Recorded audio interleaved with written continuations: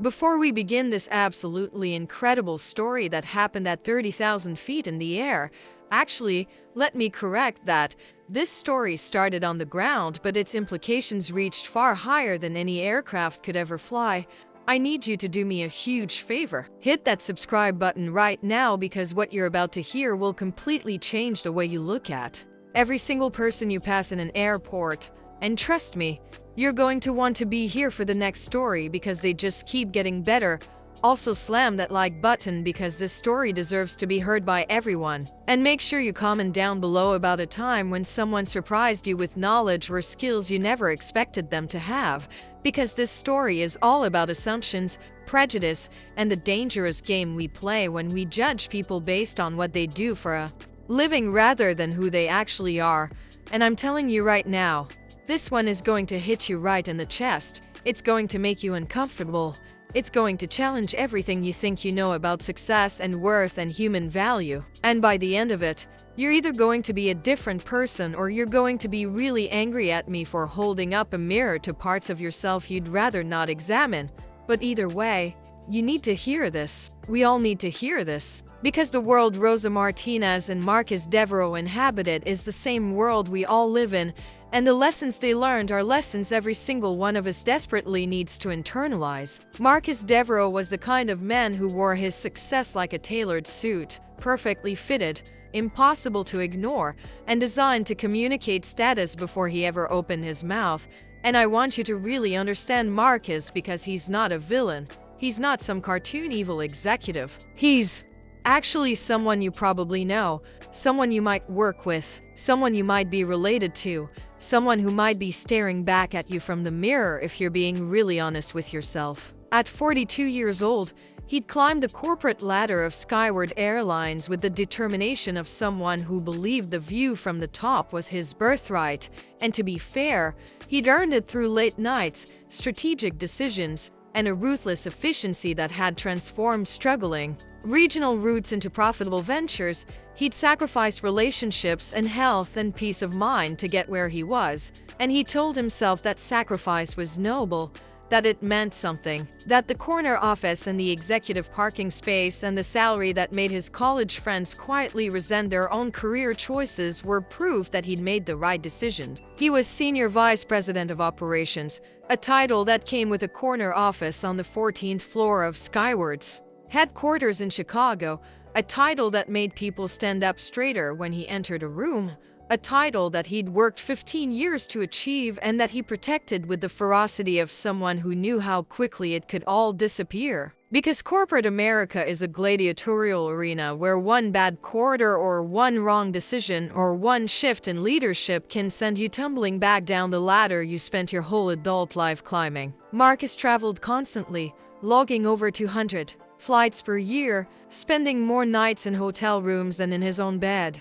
And he'd developed that particularly irritating habit of wealthy frequent flyers who treated airports like their personal offices and flight attendants like servants who existed solely to bring him scotch and extra legroom and to accommodate his demands without question or complaint. He was Diamond Elite status on 3 different airlines. He had TSA pre-check and clear and every possible shortcut that money and status could buy.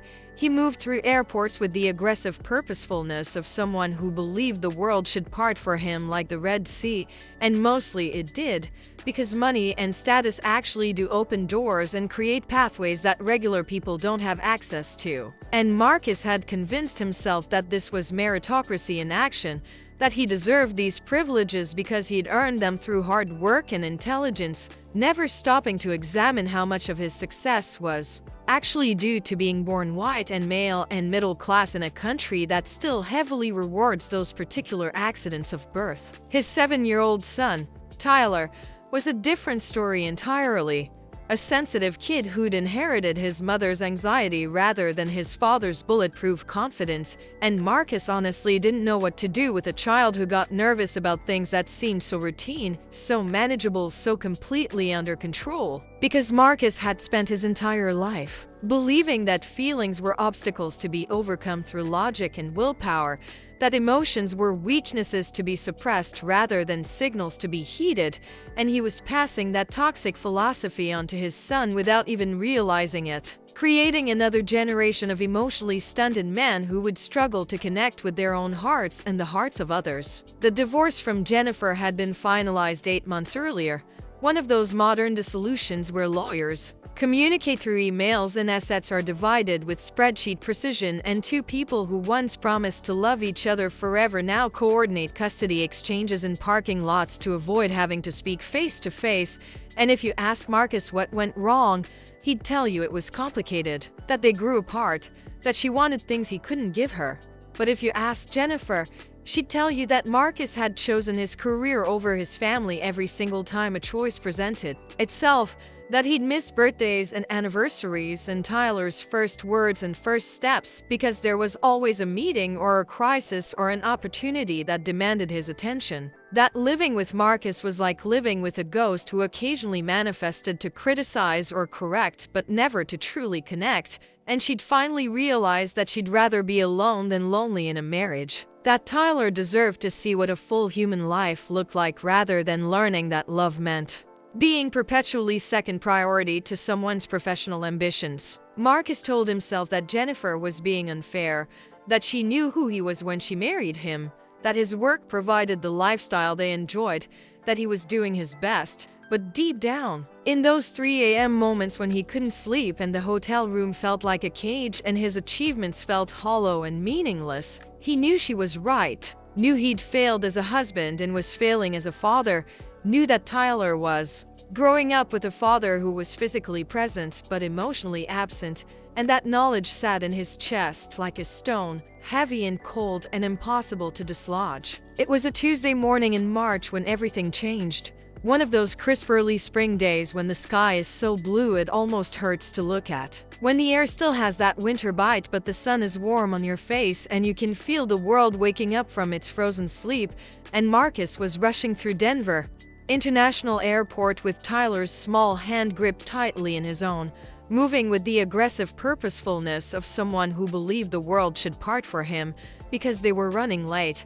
Of course they were running late. Marcus had taken a conference call that ran long, and then traffic on P Boulevard had been worse than expected, and now they had exactly 38 minutes before their flight to Los Angeles was scheduled to depart, which should have been plenty of time but felt rushed because Marcus hated cutting things close, hated the loss of control that came with time pressure. They were heading to Los Angeles for a custody visit with Tyler's mother, the first extended visit since the divorce was finalized, and the whole situation was already tense because the divorce had been ugly, expensive, and filled with the kind of legal maneuvering that left everyone bitter and exhausted. Jennifer had fought for primary custody and won, argued successfully that Marcus's travel schedule made him an inadequate primary caregiver, and Marcus had felt that verdict like a knife to the chest, like the court had officially declared him a failure as a father, had put it in legal documents that would exist forever. And now every time he had to hand Tyler over to Jennifer,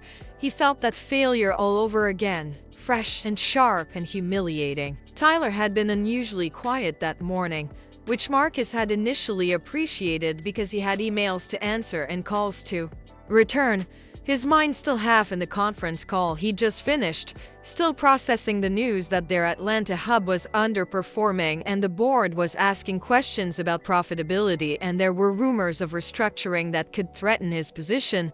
But as they approached their gate, weaving through the crowds of travelers with their rolling bags and their coffee cups and their oblivious shuffling that blocked the walkways, he noticed his son's breathing had become shallow and rapid, his little chest rising and falling like a frightened bird, and his hand had gone clammy and cold in Marcus's grip, that distinctive texture of panic sweat that's different from regular perspiration, thicker somehow, carrying the chemical signature of fear. Marcus felt his irritation rising before his concern, felt annoyed that Tyler was having one of his episodes now, today, when they had a flight to catch and Marcus had so many other things on his mind, and he hated himself for that. reaction even as he was having it, hated that his first response to his son's distress was inconvenience rather than compassion, but he couldn't seem to stop himself, couldn't seem to override the programming that told him efficiency mattered more than emotion, that keeping schedules was more important than meeting people where they were. "Tyler, we're going to miss boarding if you don't move faster," Marcus said, his voice carrying that edge of impatience that had become his default tone with his son, not because he didn't love the boy. He did, desperately, in a way that sometimes terrified him with its intensity, but because he genuinely didn't understand why simple things seemed to terrify Tyler, why the world that Marcus navigated with such confidence appeared so threatening to his son. And in his darker moments, Marcus worried that he'd somehow broken Tyler, that his own emotional unavailability had created this anxious, fearful child, that Tyler's sensitivity was a rebuke to Marcus's stoicism, a living reminder that feelings don't disappear just because you ignore them. They just metastasize into anxiety and panic and all the symptoms that Tyler was displaying right now. They reached gate B27 with 20 minutes before boarding, and Marcus immediately pulled out his phone, already halfway into responding to an email from the CEO about quarterly projections, his thumbs moving across the screen with practiced efficiency, and he was so absorbed in crafting his response, so focused on choosing words that would inspire confidence while acknowledging challenges, that he didn't notice Tyler's condition deteriorating until he heard his son make a small whimpering sound that stopped him cold. The kind of sound that cuts through every other priority and grabs your attention with primal urgency. His son's face had gone pale, actually gray, the color of old newspaper, and his eyes were wide with panic as he stared out the massive windows at their aircraft being serviced on the tarmac, a Boeing 737-800 gleaming in the morning sun, ground crew moving around it with practiced efficiency, fuel trucks and baggage carts, and all the choreography of preparing an aircraft for flight. And Marcus realized with a sinking feeling that Tyler was seeing something entirely different than he was. Where Marcus saw routine and safety and engineering excellence, Tyler saw a metal tube that was going to carry him miles into the sky where humans were never meant to be, where one mechanical failure or pilot error could send them all plummeting to their deaths, and no amount of statistics or logic could override that primal fear, because fear doesn't live in the rational brain. It lives somewhere deeper and older, in the parts of us that remember when humans were prey animals who had to be afraid to survive. "Dad, I don't want to go," Tyler whispered, his voice shaking so badly the words barely formed, and Marcus felt that familiar frustration rising in his chest, that sense of helplessness that came from not knowing how to fix something that seemed so irrational, so completely divorced from reality, because flying was safe. Demonstrably safe, statistically safer than driving or walking downstairs or taking a shower. Marcus had all the data. He knew the numbers. He could recite accident rates and safety records and engineering specifications. But none of that mattered because Tyler's fear wasn't rational, wasn't something that could be defeated with facts. "Tyler, we've talked about this. Flying is completely safe. I literally work for an airline. We do this all the time. There's nothing to be afraid of," Marcus said, deploying logic like it was a weapon that could defeat fear, which anyone who's ever been truly afraid knows doesn't work at all. It's like trying to extinguish a fire with gasoline. You're using the wrong tool for the job, making things worse while believing you're helping.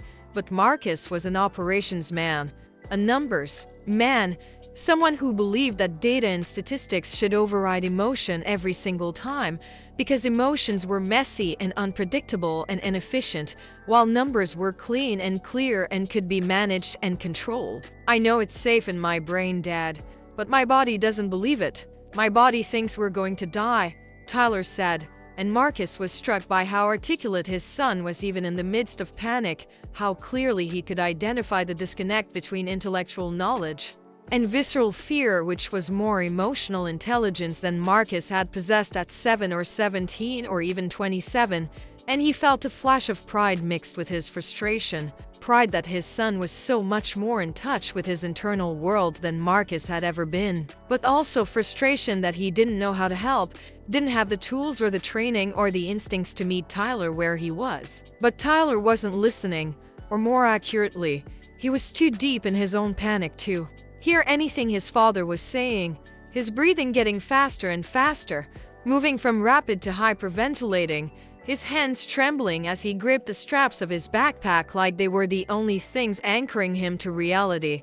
And Marcus could feel other passengers starting to stare, their eyes curious and judgmental, and he felt his face growing hot with embarrassment, felt the shame of being a father who couldn't control his own child, who couldn't solve this simple problem, who was failing publicly in a way that felt like confirmation of every private fear he had about his parenting. There was an older woman in a business suit who looked at Tyler with sympathy and then at Marcus with something that looked like disapproval, as if she could see right through him and knew that he was handling this badly, that he was making it worse. And Marcus wanted to explain, wanted to tell her that he was trying, that he loved his son, that he just didn't know what to do. But instead he just turned away, focused back on Tyler, tried to make his voice softer, gentler, tried to remember what Jennifer used to do in these situations before the divorce when she was still around to compensate for his inadequacy. "I can't breathe, Dad.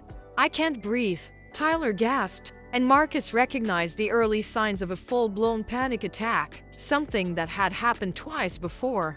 Once at school when Tyler had been overwhelmed by a fire drill, and once at a birthday party when too many kids and too much noise and too much chaos had sent him spiraling. Episodes that had ended with Jennifer rushing to calm Tyler down while Marcus stood uselessly to the side, feeling like a failure as a father for not knowing how to help his own child, for not having the emotional vocabulary or the instinctual responses that seemed to come so naturally to Jennifer, who could read Tyler's moods like they were written in neon letters, while Marcus remained perpetually confused by what seemed like random shifts in his son's emotional state. Marcus knelt down, trying to make himself smaller, less intimidating, trying to meet Tyler where he was instead of where he wanted him to be, and he put his hands on Tyler's shoulders, could feel his son's whole body trembling, vibrating with fear like a tuning fork struck too hard. And he tried to remember what he'd read in those parenting books Jennifer had bought him, the ones that sat on his nightstand gathering dust because he never seemed to find time to actually read them, something about validating feelings and breathing exercises and creating safety. But in the moment, with Tyler gasping and passengers staring and boarding about to begin, all that information scattered like leaves in wind, and Marcus was left with nothing but his own inadequacy and rising panic that was starting to match his son's. "Tyler, buddy, I need you to breathe with me, okay? In through your nose for 4 counts, hold for 4, out through your mouth for 4. Can you do that with me?" Marcus tried, demonstrating the breathing pattern, but Tyler was too far gone. His panic had reached that threshold where conscious control becomes impossible, where the body has taken over from the mind and no amount of reasoning or instruction can break through. And Marcus felt his own breathing getting faster, felt his own heart rate accelerating, felt the edges of his vision starting to blur, and he realized with horror that he was on the verge of having his own panic attack, that Tyler's fear was contagious, that he was about to completely fall apart in the middle of Denver International Airport. And wouldn't that be perfect? Wouldn't that be the ultimate proof that he was unfit to be a father? That the court had been right to give Jennifer primary custody, that he was fundamentally broken in some essential way that prevented him from being what his son needed. That's when he heard a gentle voice beside them, calm and warm like honey and tea, like sunshine through clouds, like everything that Marcus's panicked mind wasn't, saying, "Excuse me, I don't mean to intrude, but I noticed your son seems frightened. Would it be all right if I spoke with him for just a moment?" Marcus looked up, ready to deploy his executive authority to tell this person to mind their own business, ready to protect his shame and his failure from outside observation, ready to maintain the illusion of control even as everything was falling apart.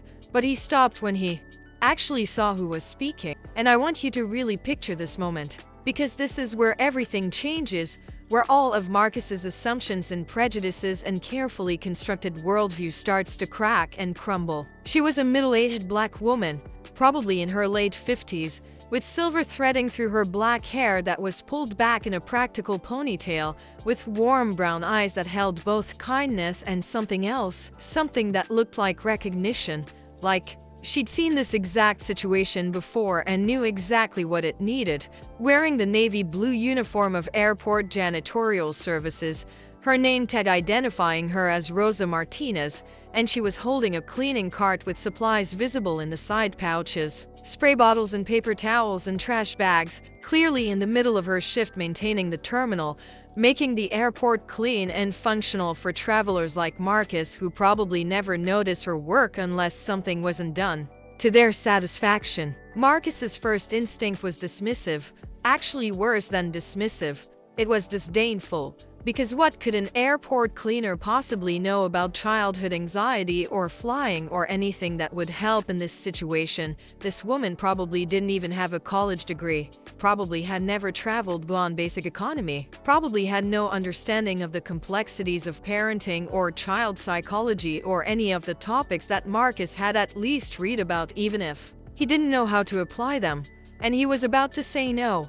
To wave her away like he'd wave away any other interruption, like he waved away panhandlers and salespeople and anyone else who tried to penetrate his bubble of self-importance. But then Tyler made another gasping sound, a desperate hitching breath that sounded like he was drowning in air, and Marcus realized he was completely out of options, had no pride left to protect, had nothing to lose except his son's well-being, which was already in jeopardy, so he heard himself saying something he'd later recognize as the first crack in his armor, the first moment of humility that would eventually transform everything. "Sure, I guess, if you think you can help," Marcus said, his tone making it clear he had zero expectations that this woman could do anything useful, making it clear that he was only agreeing because he was desperate, not because he believed she had anything valuable to offer. And he saw something flicker in her eyes, a flash of recognition that she'd been underestimated,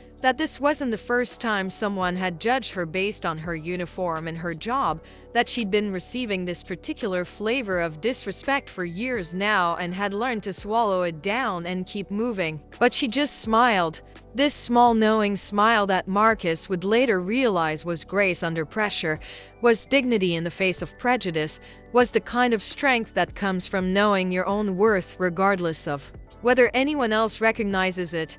And she turned her attention entirely to Tyler, shifted her focus with such completeness that it was like Marcus ceased to exist, like the only person in the terminal was this frightened little boy who needed help. Rosa set down her cleaning supplies, the cart making a soft rattling sound as the bottles settled, and lowered herself to sit cross-legged on the terminal floor right there in front of Tyler, completely unconcerned about the dirt or the people walking past or the fact that she was technically on the clock and sitting down on the job.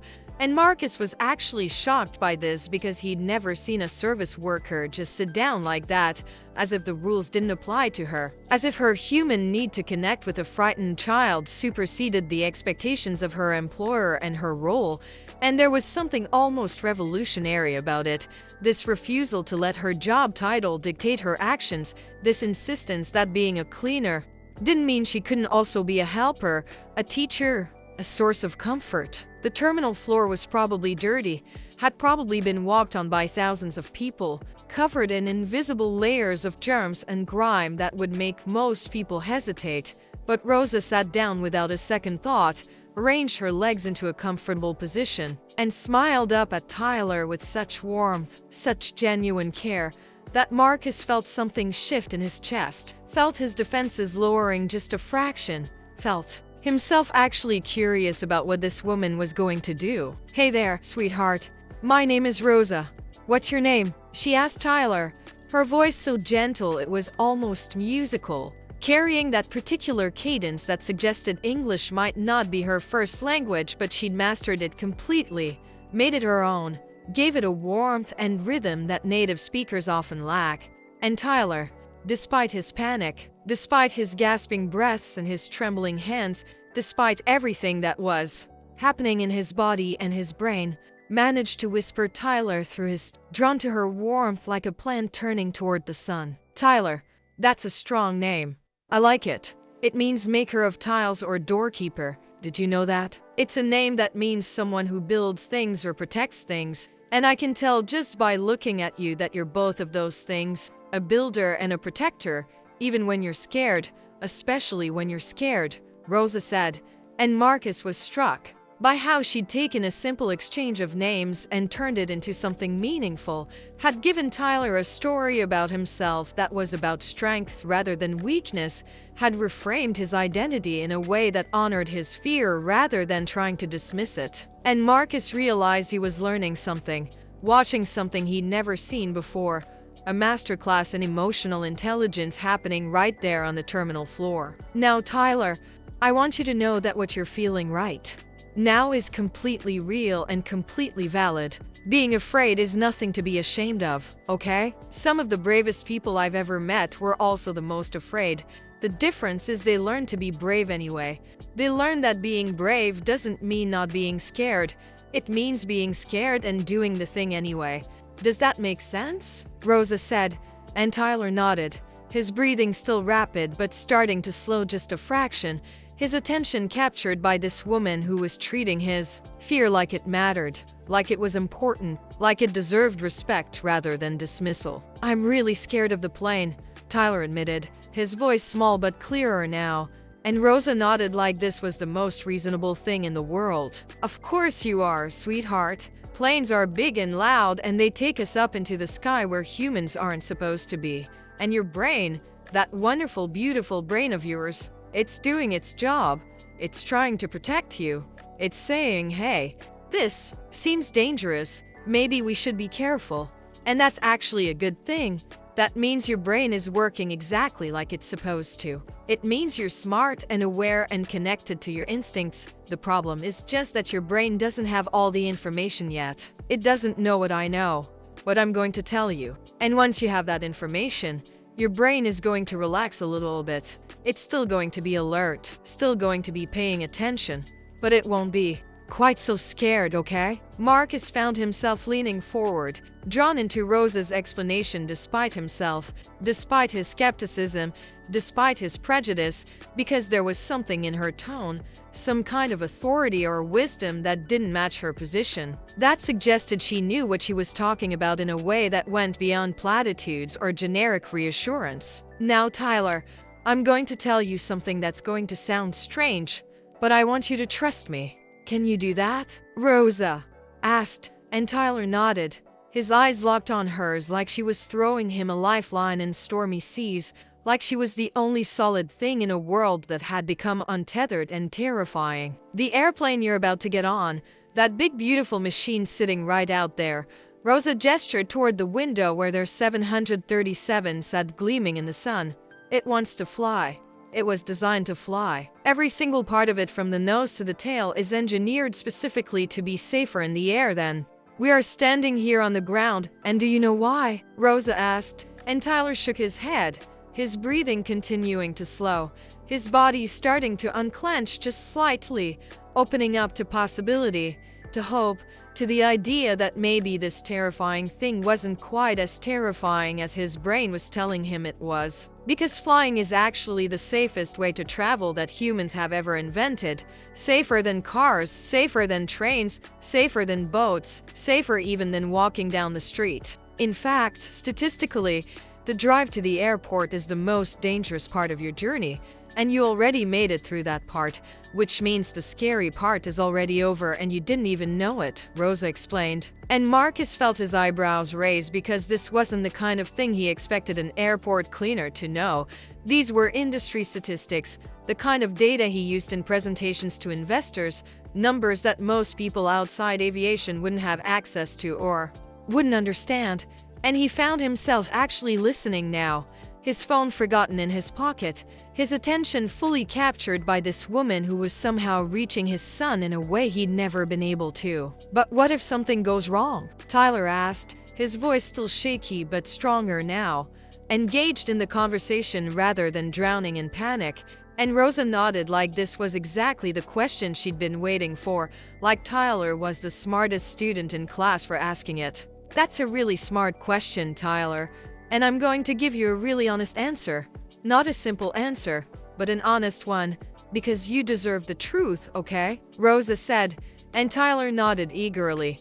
And Marcus marveled at how Rosa had created this dynamic where Tyler wanted to hear what came next, where information had become a gift rather than a lecture. Airplanes have something called redundancy, which is a big word that means every important system has a backup, and that backup has a backup, and sometimes that backup has a backup too. So if one thing stops working, there are 2 or 3 or 4 other things ready to take over immediately. It's like if you were building a tower of blocks and you used super glue and tape and string and also maybe buried the bottom blocks in cement, just to make absolutely sure it wouldn't fall down, Rosa said, and Tyler actually smiled a tiny bit at that image. This small flickering smile that transformed his face, brought light back to his eyes, and Marcus felt his throat tighten watching this transformation, watching his son emerge from panic through the simple power of someone treating him with respect and patience and expertise. And here's something else, Tyler. The pilots flying that airplane, they've spent thousands and thousands of hours training for every single thing that could possibly happen, and I mean everything.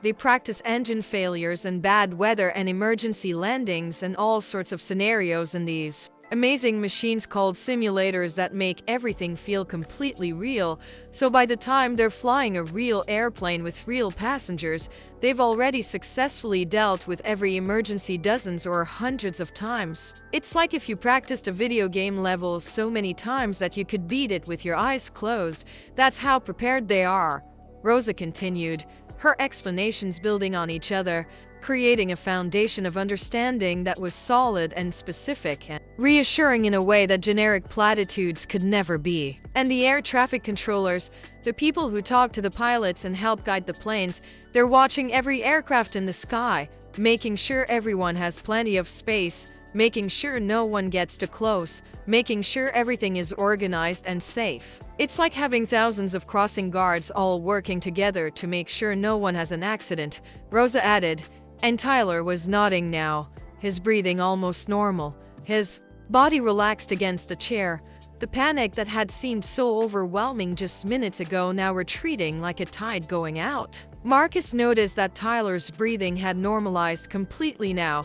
His color was returning, the gray pallor replaced by healthy pink, and his hands had loosened their death grip on his backpack straps, his fingers now gently resting on the fabric rather than clawing at it desperately. "How do you know all this stuff?" Tyler asked, the question innocent and curious. And Rosa's smile grew wider, like she'd been hoping someone would ask, like this was the moment she'd been building toward all along. "Well, Tyler, I know all of this because before I started working here at the airport cleaning terminals, I spent 23 years as a commercial airline pilot. I flew Boeing 737 seconds and 757 seconds for Continental Airlines and then United after the merger. I was a captain for 16 of those years, and I flew routes all over this country and into Canada and Mexico and the Caribbean. I flew in thunderstorms and snowstorms and windstorms. I flew through turbulence that bounced the plane around like a toy. I flew with equipment failures and weather delays and all sorts of challenging situations. And in all that time, across probably 15,000 flights, carrying hundreds of thousands of passengers, people just like you and your dad, I never once had a single situation that put anyone in danger because the system works, the training works, and the airplanes work," Rosa said calmly, like she was commenting on the weather rather than dropping a bomb that completely shattered everything Marcus thought he knew about this woman, about the world, about how things worked and where people belonged. Marcus felt his mouth actually fall open, felt his jaw literally drop in a way he'd always thought was just an expression but turned out to be a real physical response to complete shock, his professional composure completely destroyed by the revelation that this Airport cleaner in her navy blue uniform with her cart of cleaning supplies was a retired commercial airline pilot with more flight hours than most of his current cockpit crew,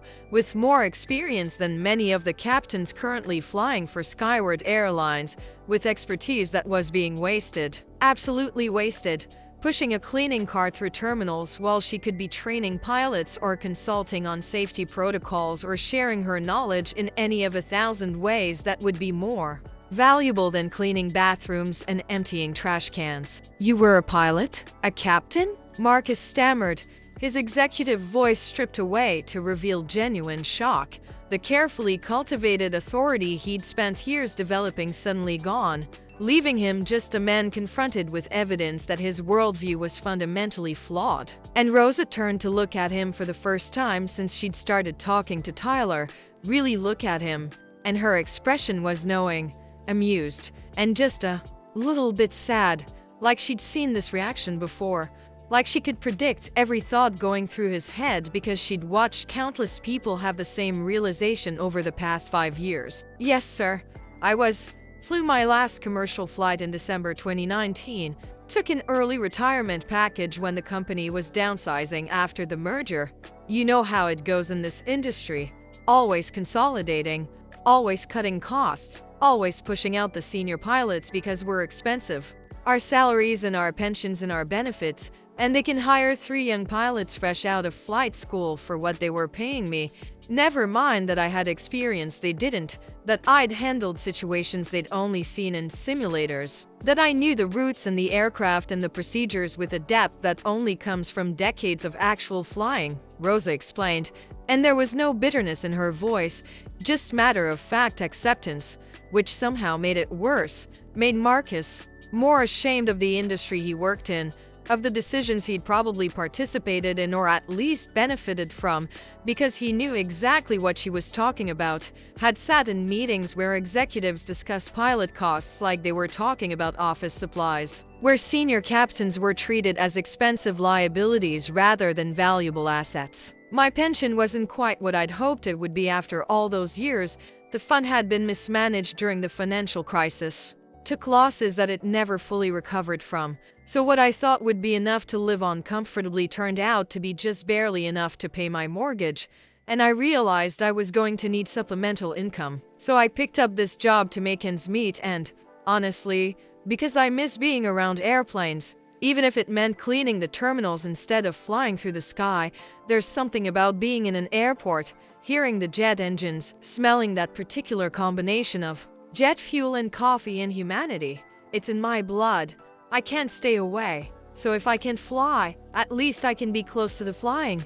Does that make sense?" Marcus felt something crack in his chest, some fundamental assumption about the world and how it worked and where people belonged in the hierarchy he'd constructed in his mind, because Rosa was describing a reality he never had to confront, a reality where doing everything right, working hard, gaining expertise, dedicating your life to your craft, none of that guaranteed security or dignity or even basic financial stability, a reality where someone with 23 years of experience flying commercial aircraft could end up cleaning toilets in the very airports she used to work in as a professional. And it wasn't because she'd failed, wasn't because she'd made bad decisions, wasn't because of any individual shortcoming.